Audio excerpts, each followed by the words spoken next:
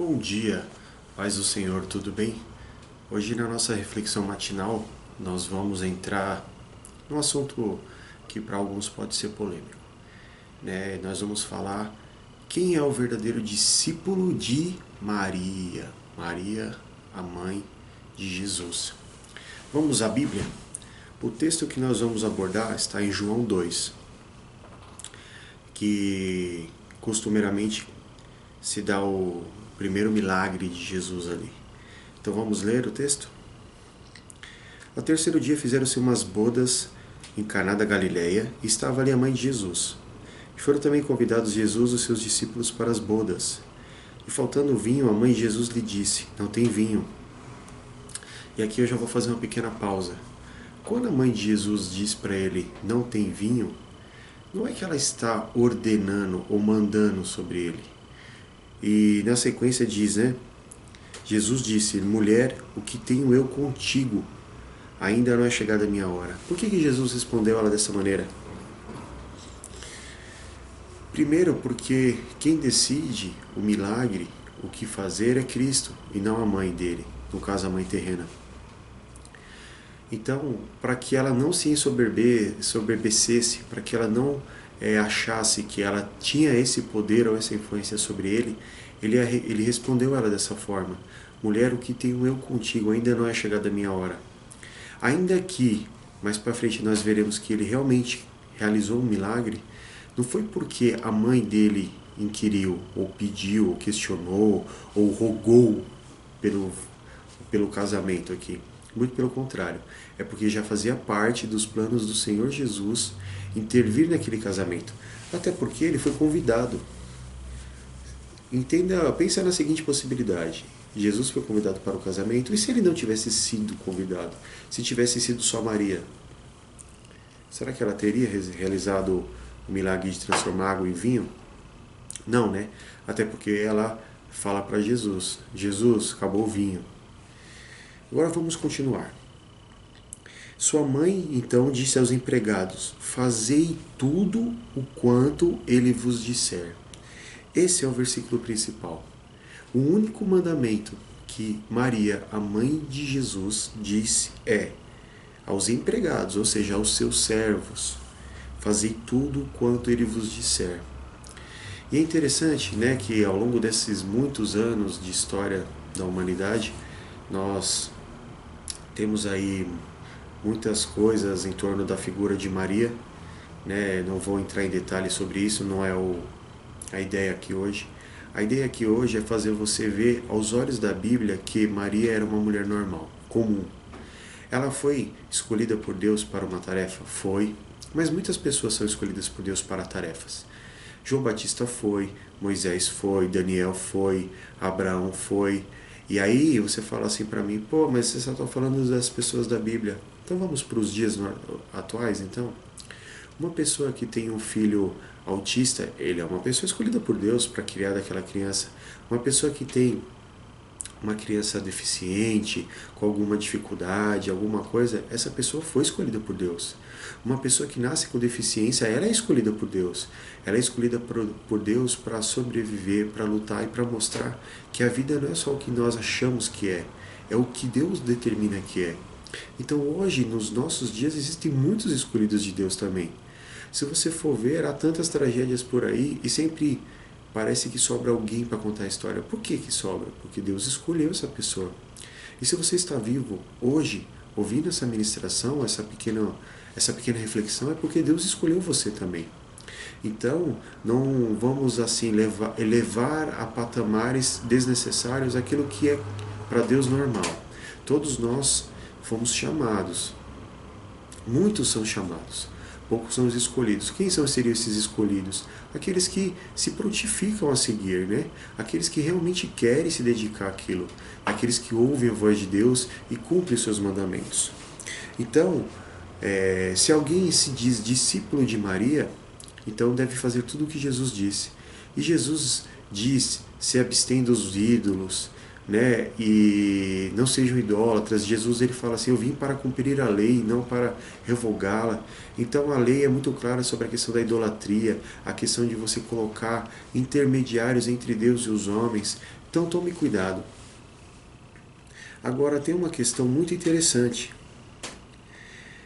Maria era uma mulher muito humilde e ela nunca levou para si nenhum título que as pessoas hoje dão a ela.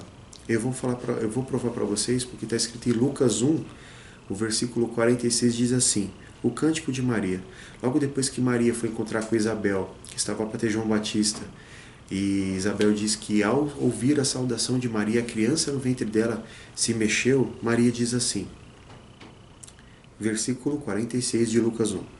Disse então Maria: a minha alma engrandece ao Senhor, e o meu espírito se alegra em Deus, o meu Salvador, porque atentou na humildade da sua serva, pois eis que desde agora para todas as gerações me chamarão bem-aventurada, ou seja, feliz, alegre.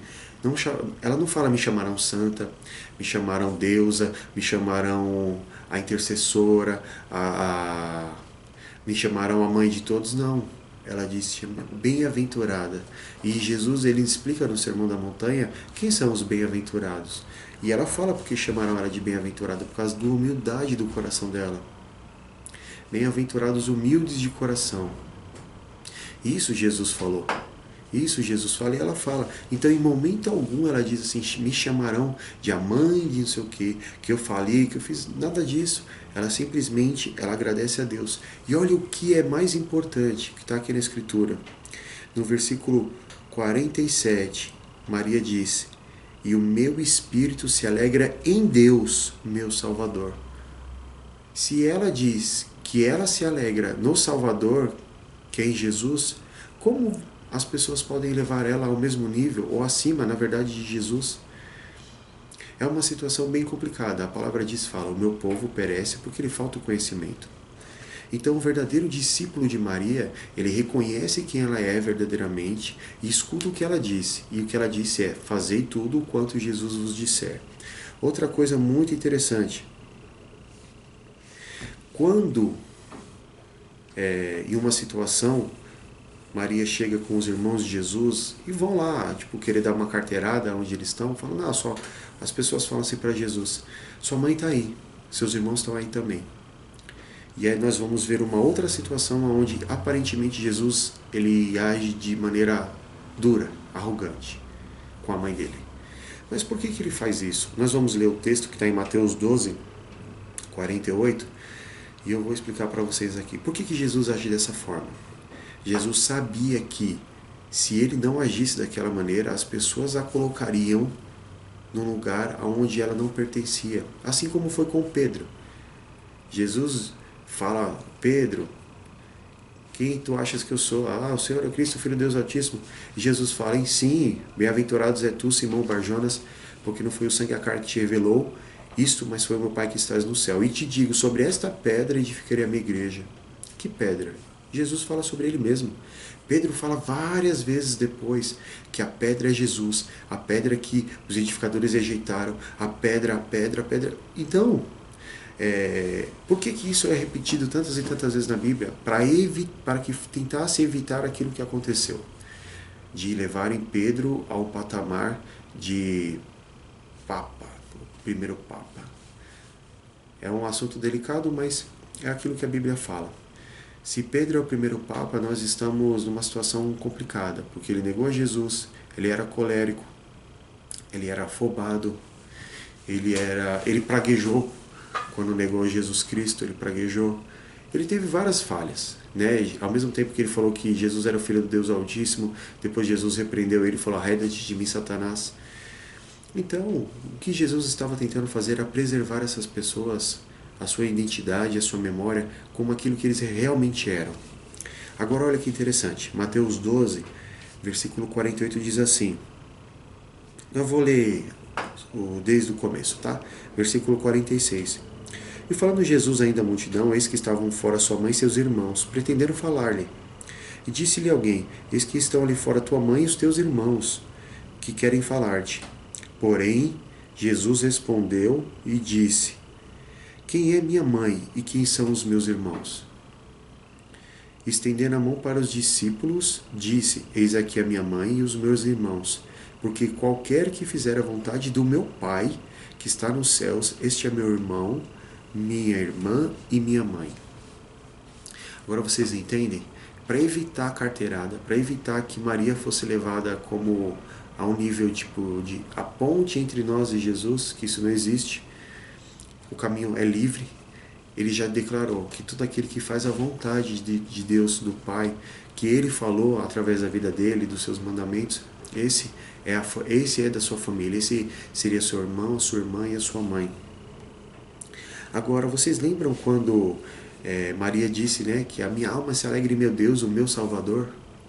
O que Jesus diz sobre isso?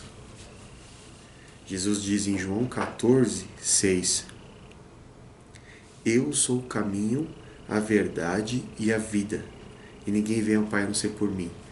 Ao mesmo tempo que nós vemos uma situação onde Maria declara que a alma dela se alegra no Salvador, né, que é Deus, Jesus diz: Eu sou o caminho, a verdade e a vida. Então, para você que tinha dúvidas sobre a questão de quem é o verdadeiro discípulo de Maria, o verdadeiro discípulo de Maria é aquele que cumpre o que ela disse. E ela disse: Fazei tudo quanto Jesus vos disser. E Jesus trouxe muitas palavras. E ele deixa tudo muito claro na Bíblia. Então, seja você o verdadeiro discípulo de Maria, sendo discípulo de Jesus. Uma outra coisa muito interessante sobre uma pessoa importante na Bíblia é João Batista. E o que é essa coisa importante e interessante? É que João Batista ele foi o precursor, ele foi aquele que preparou o caminho para Jesus, certo? E o que João Batista fez? João Batista, com o passar do tempo, ele adquiriu muitos discípulos. Né? As pessoas foram se achegando a ele, foram querendo saber mais, ele foi discipulando, ensinando o caminho, preparando. Só que quando Jesus apareceu, o que João fez? Ele falou para os seus discípulos: Eis aí o Cordeiro de Deus que tira o pecado do mundo. Aí ele ouviu: segue ele, segue ele, segue ele. Então o que João fez? Tirou toda a atenção dele e colocou em quem era devido, que é Jesus. E ele ainda falou: convém que eu diminua para que ele cresça, não só na questão de quem Jesus era e João, mas a questão do seu ministério, sua importância ali naquele momento. Então, se você é um verdadeiro discípulo de Maria, discípulo de João Batista, discípulo de quem for, que estava lá relacionado com Jesus, faça como a Bíblia ensina. Vá seguir a Cristo. Tome a sua cruz e siga Ele. Porque existem algumas coisas que nós não faríamos se fosse em outro contexto. Por exemplo, nós não tomaríamos um copo, por mais limpo que a água apareça, o copo d'água, por mais limpo que essa água aparecesse, se alguém chegasse para você e falasse assim, essa água está 99% limpa, tem 1% só de fezes, urina, sujeira e esgoto, você beberia essa água? Se eu te dissesse assim, olha, eu conheço uma pessoa que tem a água mais pura para você beber, a mais saudável, aquela que cura, aquela que sara, aquela que dá vida, e tenho aqui do meu outro lado uma outra pessoa que tem essa água, só que essa água com uma contaminação. A qual água você beberia? Algumas pessoas ainda poderiam falar assim, não, mas eu tenho um organismo bom, eu posso beber água suja que não faria mal para mim. Mas você daria essa água para o seu filho, para sua filha, para o bebê recém-nascido, para sua mãe idosa, para o seu avô, para sua avó? Você daria uma água 99% limpa e 1% com fezes, urina, sujeira, esgoto, para quem você ama? E Jesus diz, né? Aquele que beber de mim jamais terá sede. Ele tem a água da vida. Ele é a água da vida. Ele é a palavra, ele é o verbo vivo. Então não procure intermediários, não procure caminhos, atalhos, não pague pedágio que não existe. Não existe atravessadores. Existe só um caminho, uma verdade e uma vida que é Jesus Cristo. Deus abençoe. Um ótimo dia.